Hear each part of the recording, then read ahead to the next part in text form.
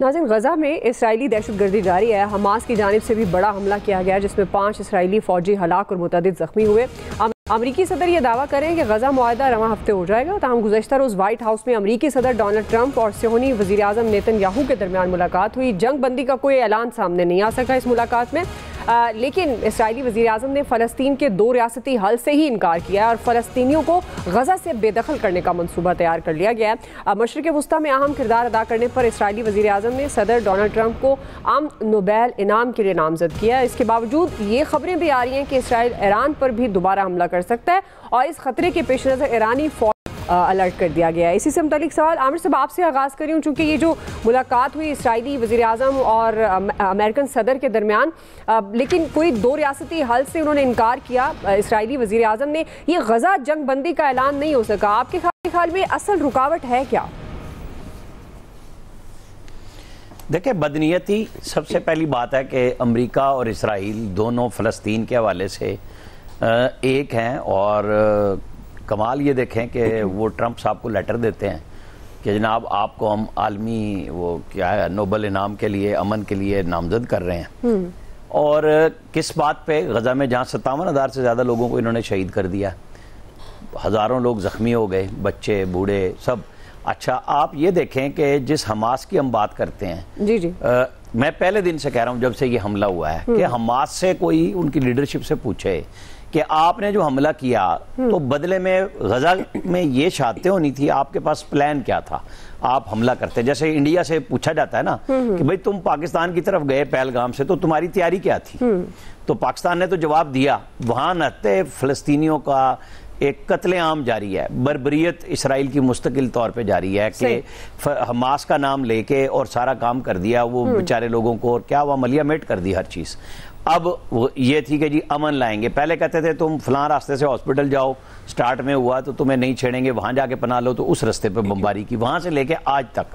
اب وہ آگے کہ جی نہیں، ہم فلسطین کا کوئی حل ہی نہیں مانتے، ظاہر ہے وہ اسرائیل کہاں چاہتا ہے؟ بالکل۔ اور مسلمانوں کی ماشاءاللہ امت مسلمہ کو آپ دیکھ لیں کہ اردن، اسرائیل جو پڑوس میں ہے، ایک فلسطینی مہاجر لینے کو تیار نہیں ہے، اور یہاں پیٹ میں درد اتنا ہے پاکستان میں، ہمارے ظاہر ہے ہمارا مسئلہ یہی ہے کہ ساری دنیا کا درد ہمارے سر میں ہے اور دماغ میں ہے اور پیٹ میں گھسا ہوا ہے کہ سب سے پہلے بالکل ہم نے بالکل ٹھیک فیصلہ کیا، ہم فلسطین کے اوپر اصول کی بات کر رہے ہیں، ہم ایران کے اوپر اصول کی بات کر رہے ہیں، ہم نے کوئی کمزوری نہیں دکھائی۔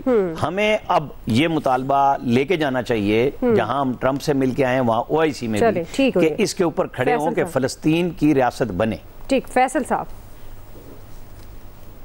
دیکھیں، امریکہ خود چاہتا بھی نہیں ہے کہ غزہ میں جو ہے نا وہ امن قائم، کیونکہ وہاں جب لاش گرتی ہے مسلمانوں کی تو وہ امریکہ کی جو پالیسی ہے یا پالیسی ساز ہے وہ صرف خوش نہیں ہوتے، وہ ان کے جو ٹارگیٹس ہیں، جو انہوں نے ریٹرن ٹارگیٹس ہیں، وہ ان کے جو ہے نا وہ اچیو ہو رہے ہوتے ہیں۔ وہ تو دیکھیں، بات یہ ہے کہ امریکہ کی ایک پالیسی ہے کہ ہم نے جو ہے نا پوری دنیا سے مسلمانوں کو نیست و نابود کرنا ہے، ہم نے کسی کو ایسی کوئی قوت دنیا میں نہیں چھوڑنی جو وہ کھڑی ہو سکے۔ لیکن جو دوسری طرف ہے مسلم امہ، آپ کی اپنی حکمت عملی جو ہے وہ بھی تو کہیں جو ہے وہ نظر آنی چاہیے نا، آپ بھی تو کہیں اسٹینڈ لیں۔ جب اتنا سا اسرائیل جو ہے وہ اپنی بات جو ہے وہ امریکہ سے منوا سکتا ہے، تو آپ اتنے زیادہ وسائل رکھنے کے باوجود، اتنی زیادہ طاقت رکھنے کے باوجود جو ہے آپ جو ہے وہ اسٹینڈ کیوں نہیں لیتے؟ کیونکہ ان کو بھی اپنی ریاستوں سے زیادہ اپنا کردار جو ہے وہ عزیز ہے، ان کی کردار کی جو کشش ہے وہ ان کو کچھ جو ہے مسلم امت کو جو ہے وہ نہیں بولنے دیتی۔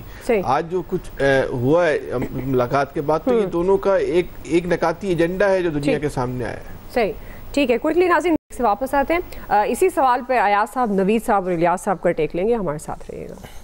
جی ویلکم بیک ناظرین۔ الیاس صاحب، آپ کے خیال میں غزہ جنگ بندی میں اصل رکاوٹ ہے کیا؟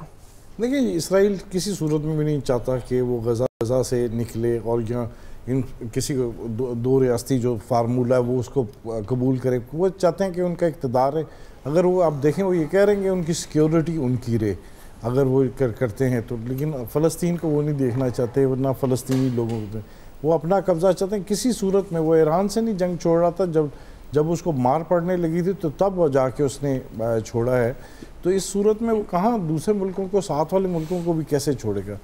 وہ غزہ میں تو ادھر نکلنے کا اس کا کوئی رہ نہیں، اب تو اس نے کوئی چھوڑا ہی نہیں لوگوں کو، اتنے شہید کر دیے مسلمان، بچوں تک کو تو نہیں چھوڑا اس نے، ہاسپٹلز کو تو کہاں وہ اتنا ظلم کر چکا ہے تو وہ کس صورت میں چاہے گا کہ اس پٹی کو خالی چھوڑا جائے, یہاں کے لوگوں کو چھوڑا جائے؟ وہ چاہتا ہے کہ ان کا قبضہ رہے, اور جو بھی اس کا ساتھ ہو سکتا ہے وہ دیکھ لیں. اس نے بیٹھ کے ٹرمپ کے سامنے انکار کیا کہ وہی ٹرمپ تھا جس نے کہا تھا کہ ایران سے بس جنگ بند کر دی جائے, تو بند کر دی تھی.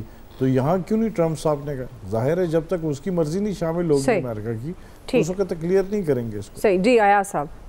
دعا پہلے تو آپ میرے پرائم منسٹر صاحب کو مبارک دیجئے کہ وہ اور اسرائیلی وزیر اعظم سیم پیج پہ آ گئے ہیں.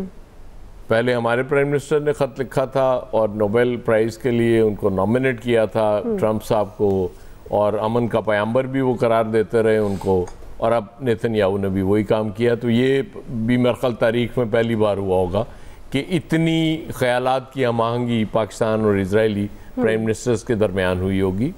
اس کے بعد ایک چیز بہت آج کل چل رہی ہے, کوئی ابراہم اکارڈ کی بات ہو رہی ہے کہ بہت سے مسلمان ملک تسلیم کرنے جا رہے ہیں اسرائیل کو. مجھے لگتا ہے کہ اگر یہ اس میں حقیقت بھی ہے تو شاید یہی کہا گیا ہوگا کہ 2 ریاستی حل کے بعد یہ تسلیم کریں گے. تو مجھے 2 ریاستی حل وہاں ہوتا ہوا نظر نہیں آ رہا, جو موڈ لگ رہا ہے مجھے نیتن یاہو کا, کیونکہ وہ تو غزہ پہ ٹرمپ آلریڈی کہہ چکے ہیں کہ جی وہ غزہ ہمارے حوالے کر دیا جائے.